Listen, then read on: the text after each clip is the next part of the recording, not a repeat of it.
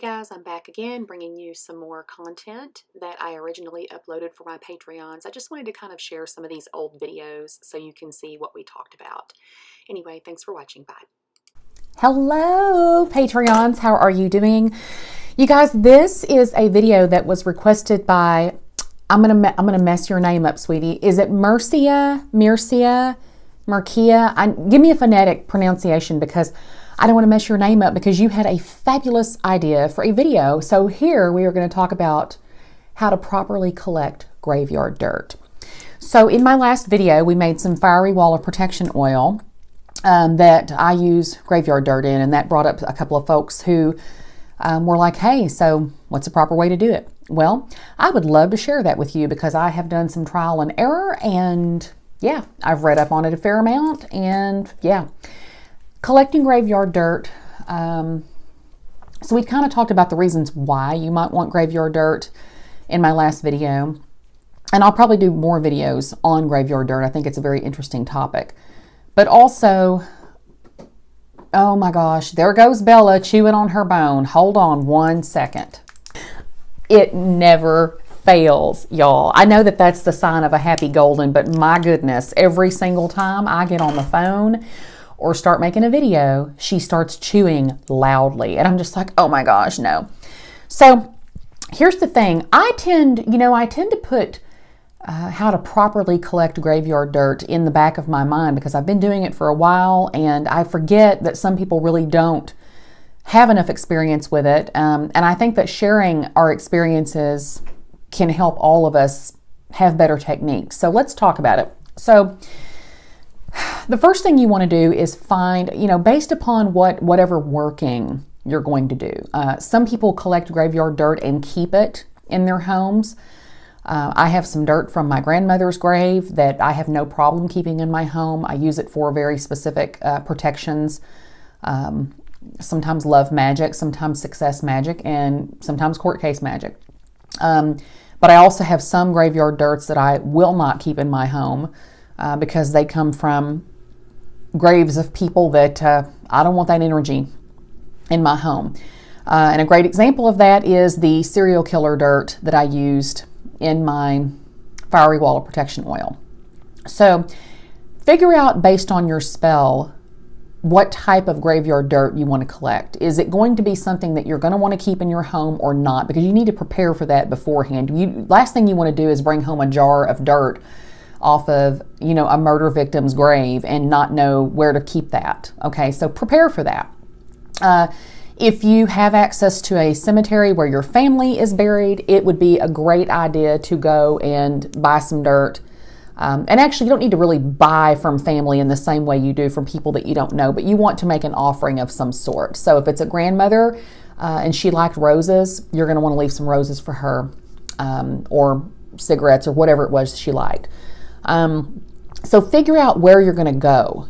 If you would like to collect dirt from a serial killer, and I keep saying that and I feel weird, but there are purposes for it. I certainly use it. You can go to findagrave.com. You can also research online, and there are many, many prison graveyards around the entire United States that are open to the public. You can just go right up on it. There are some prison graveyards that are behind the prison walls. You have to have a purpose for going there, but there are several here in Arkansas where anybody can just drive up to it. Also, depending on if the person had family or not when they were buried, they may or may not be buried in a public cemetery. So research that before you go. I tend to keep a kit, a dirt collection kit. It's actually a specimen collection kit in my car. And I have some very specific tools for collecting graveyard dirt. Now, there are some places online where they will tell you, use your hands. It's always best to use your hands. I agree if the dirt is coming from the grave of a loved one. That would not be a problem. However, if you are collecting dirt from a stranger, perhaps you need dirt from a soldier's grave or from a police officer's grave or a serial killer or someone you don't know, I actually prefer to use a silver spoon. I don't want to put my hands in that dirt as much as possible. I don't want the energy on me. I want it in the spell, if that makes sense. So in my kit, I have And it can be any kind of bag, like you don't need a special bag, but I do keep my stuff in a black drawstring bag. It's so that I can cinch all the tools up, and I drive it there. And yes, I keep mine in the trunk of my car, and I do have some protection on it because I don't want to draw anything to the tools, because sometimes the tools you use, you'll have energy residue left over. So keep that in mind. I keep rubber gloves. I keep my silver spoon, and it's a great big silver serving spoon that I actually got at a thrift store years and years ago. That is my specific graveyard dirt digging spoon. You can totally use a trowel. You just want to make sure that you bless your item and put your intention forth as far as this is going to be for collecting graveyard dirt. Once you use that item to collect graveyard dirt, you are not going to want to go dig in your own garden with it, because you will be cross-contaminating spiritual dirt with dirt where you're putting your food, and you don't want that. Not a good thing. Keep some specimen jars or Ziploc bags if that's what works for you. There's nothing wrong with putting dirt in a Ziploc bag. It's airtight. I tend to save jars for mine. I like jars with a screw top so that things don't spill out. But I also like mason jars that are glass with a screw top, especially if I'm going to be collecting dirt that may or may not have some negative energy on it. Again, murder victim dirt, serial killer dirt, that can go for collecting dirt from, like if I was to go to Ground Zero in New York City. I doubt we would find any dirt there unless it was in the planters, but if I were, I would not necessarily want that dirt just kind of floating free in a paper sack in my car. I would want to make sure it was contained. And I do view that as that is a graveyard. There are still people's remains under that ground, unfortunately. The site of the Oklahoma City bombing, same thing. You can go to disaster sites where planes have crashed. You can go to any of those, and those would be considered graveyard and gravesite areas, in my opinion, because people lost their lives there, and some people's remains are still there. So that technically is a graveyard. One thing I do want to caution you about is you really want to be careful with collecting, because you have to think of like burial grounds. Those are places of consecration. Those are places of rest. You really want to make sure that you are being as reverent and respectful as possible, because you do not want to piss off those spirits. So make sure that your tools are there. And when you go to the graveyard and you take your tool bag, you don't want to draw a lot of attention to yourself. The last thing you want is someone calling the cops on you saying that you are desecrating a graveyard, okay, or desecrating a gravesite. So keep your bag small. I keep, as few items as possible, and I always keep a packet of seeds in there. That way, if someone were to come up to you and catch you digging the dirt, you basically can pull that packet of seeds out and tell them, I'm planting. And seeds are actually a great offering. It's a way to offer something that will grow on top of that grave. Make sure that it's something that would be conducive to that person. For instance, my grandmother loved morning glories, so I would have no problem planting or offering morning glory seeds as an offering. So when you go into the graveyard, there are a couple of things you're going to want to know. You're going to want to know, the hours of the graveyard, because many of them close at sunset. You don't want to get stuck out there after sunset digging around in the dirt if that's not something that is going to be legal, because you don't want to draw attention to yourself. You don't want this to be a chaotic time. You also are going to want to know where the grave is located. So if at all possible, go online and do some research and figure it out. A lot of cemeteries will have maps. Findagrave.com will tell you. If you don't know who you want to collect from, if you're just going to go into a cemetery and buy some dirt and you want to do that thing where you go in and you kind of just close your eyes and open your mind and let it guide you, that's totally fine. Just make sure that you're adhering to, the hours. The other thing you want to do, because I'm talking about being stealthy, I'm talking about going in and not drawing attention to yourself. The other thing that you might want to consider is bringing maybe some flowers. You can stop at the Dollar Tree and buy a couple of plastic flowers to keep with you. And if you walk in holding those, it is going to look to other people like you might be there to lay some flowers on a grave. It keeps people from asking questions. You can use those as an offering. Live is better. I think spirits would prefer the live flowers. So if you have the ability to stop and grab a couple of live ones, or if you can pick some out of your yard to bring as an offering, that's a great way to also be stealthy and not draw attention. You're just going to pay your respects at that point, right? So let's say that you've now found your grave. you've got your bag and you're ready to collect your dirt. The first thing that you need to do is ask permission and state your intent. So I'm going to use the example of collecting from, let's say, a spirit that may or may not have been very nasty and chaotic. Let's say it was a serial killer. You may or may not be able to open your mind to communicate with that spirit, because some of these spirits, they were not mentally sane or mentally stable when they were here on this plane. They're not going to be in the afterlife either. Those types of disturbed minds, they tend to stay that way until their energy settles, and that is going to be long after you and I have left. You want to ask permission, though, and state your intent. So what that can look like is going up to the grave. I tend to face the headstone if there is one, and I get very reverent. And you can either say out loud if you're alone, or you can just kind of put the energy forth in your mind. Hello, I'm sorry to bother you, but I would like to buy some dirt from you. I'm here to collect dirt because I'd like to do X, Y, or Z spell, and I'd like to employ your services. And this is very hoodoo based. So if your particular belief system thinks that it's okay just to go and collect the dirt, you do you. I'm just telling you what I do, and this is all kind of hoodoo based. But I basically say I would like to collect some dirt so that I can use it in a protection spell. I'd like to employ you for those services. And would you be amenable to that? Would it be okay if I collected some dirt? I tend to just listen for a second. If you get an okay, sometimes it's going to feel like a breeze on you that's going to be like, yes, feel free. Just make sure you leave an offering.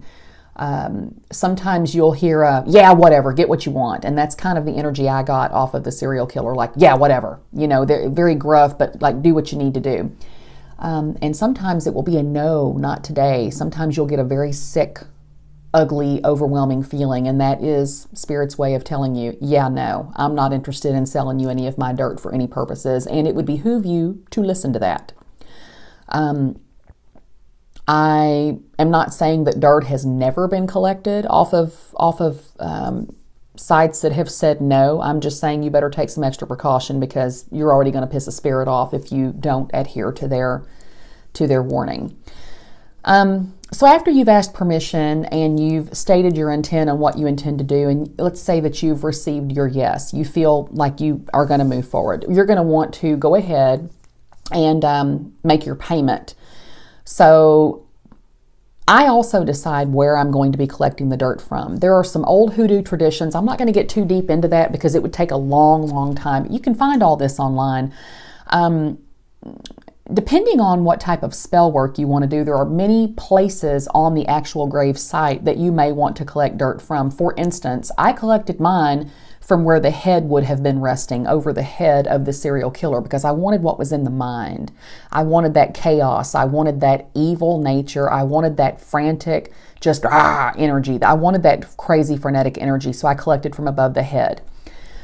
If you are doing a protection spell where you want bravery and strength, and let's say you found the grave of a soldier, or you have the grave of a soldier in your family, you may want to collect over the heart.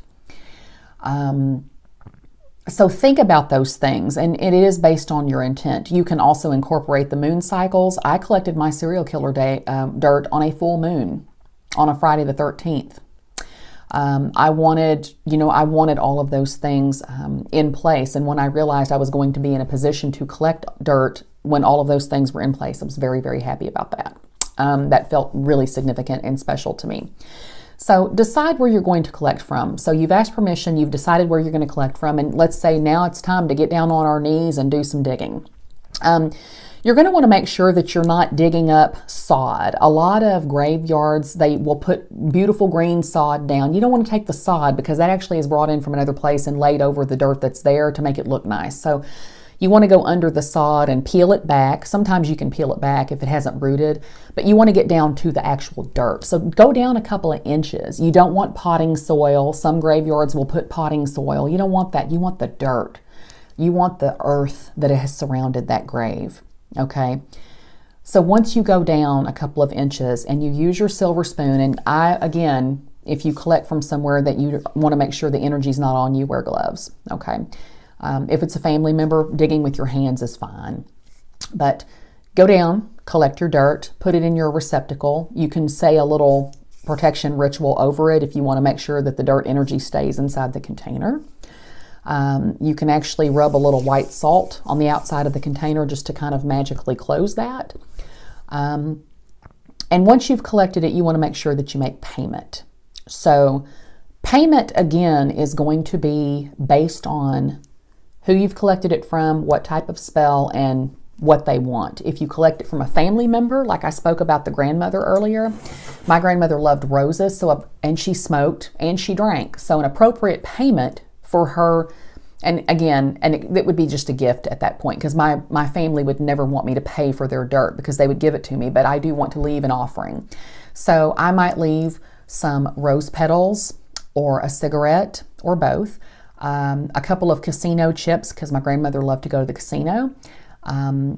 A cigar would be appropriate, or a little bottle of whiskey. And you don't have to put the actual whole bottle of whiskey. You can just put 3 drops, or you can just do a little pour. That old song, I tip my 40 to your memory? Well, tip your 40 to their memory. Leave something that's significant and beautiful. You can actually even write up a little petition about, thank you and I love you and blah, blah, blah, and roll it away from yourself, because you're actually going to spread that out onto their grave, and you can put that down in the hole. Make sure you leave payment, though. If you are collecting dirt from someone you don't know, or you are collecting dirt from someone that may, again, have nasty energy, you damn sure want to make sure that you pay for the dirt. Appropriate payments. Whiskey, cigarettes, and cigars are always appropriate. Coins. I highly suggest money if it's someone you don't know. 13 pennies, 9 pennies, or 3 dimes or 3 quarters. And those are just the numbers that I've always used. 13 pennies appropriate, or 3 dimes appropriate.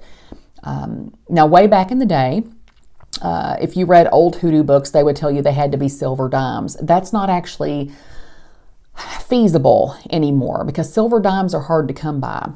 So you can leave 3 regular dimes or 3 quarters, or if you have silver dollars and that's something that feels right for you, leave those. But make sure that you leave some money if it is a grave of a person that you don't know. Whiskey is great. You basically want to try to figure out something that person would have liked while they were here on this plane. So if it is a person that liked to gamble, a casino chip would be great. A dice would be great. I tend to leave 3 offerings. I tend to leave, if it's, for instance, the dirt that I collected that I'm speaking of, I left 3 dimes, I left a cigarette, and something else that's personal, but I left it. And that is basically as a payment. You then want to close the hole over. I have heard people talk about how they put salt in the hole. I actually don't recommend that. They talk about that as a way to close it up. You don't want to do that, because that's actually going to disturb the resting spirit under there. You don't want to do anything to disturb them. You're just... you don't want to be that neighbor who leaves a mess when they go, is what I'm saying. And you also don't want to leave energy there that may cause unrest, because that will bite you in the ass. So close the hole. Make sure the sod is nice and covered. Your payment's underneath. If you want to leave something on top of the sod, like a couple of flowers or whatever, that's perfectly fine. Just make sure you don't leave a mess. If you have the time or inclination, it'd be great to wipe the headstone down or pick up any trash that you see. You just want to make sure that you're not imposing on that spirit. As you stand up and let's say you've collected your dirt and everything's jarred up and you're ready to leave, you want to make sure that you say thank you. And you want to also make sure that you ask the spirit to remain in the graveyard. You want to let them know, I'm going to leave now. I don't want you coming with me. I want you to stay here, and your work is done. And what I mean by your work is done is, it's not that you're not taking them, their energy with you to go do your actual working, but you're letting them know, you don't need to come with me, because the last thing you want is energy following you out of the graveyard.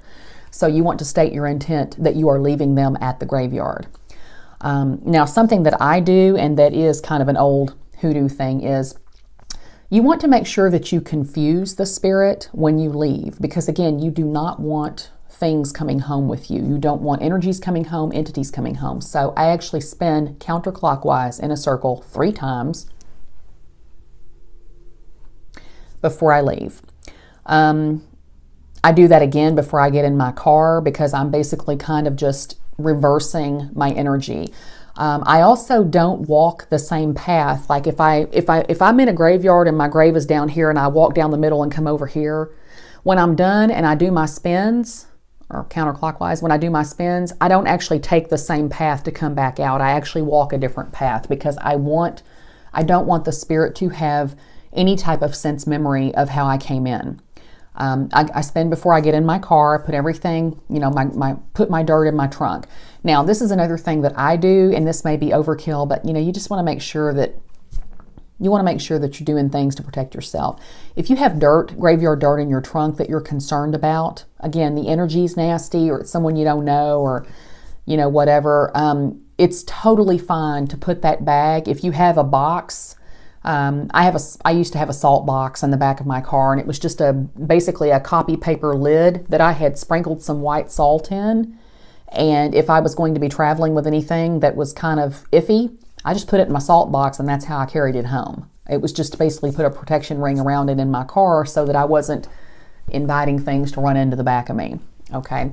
Salt box cost all of 20 cents to make. Grab a box lid from somewhere, put some table salt in it, boomba, you're done. You want to make sure when you get home, after you've collected your dirt, before you enter your home, let's say you've got your bag and you're ready to go in, I actually like to go ahead and either sage myself.